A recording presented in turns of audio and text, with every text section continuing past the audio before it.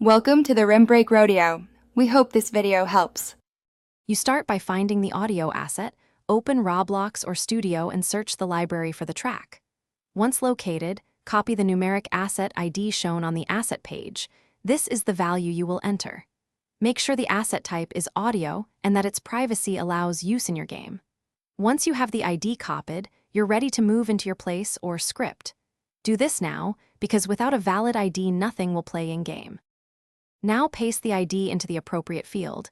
If you're using Studio, insert a sound object and set sound ID to RB's assetted, / followed by the numeric ID. In-game GUI like Boombox accept the same format.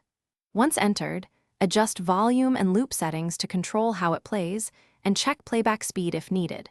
Make sure you parent the sound to a playable container like Workspace or a character. If it's a server-sided sound, finish by playtesting.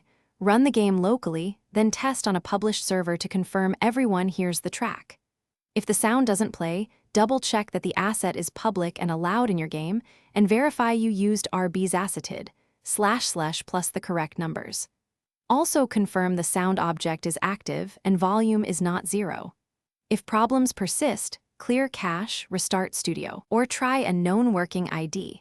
This single troubleshooting step often reveals permission or formatting issues. Thanks for watching. Consider subscribing if we helped you.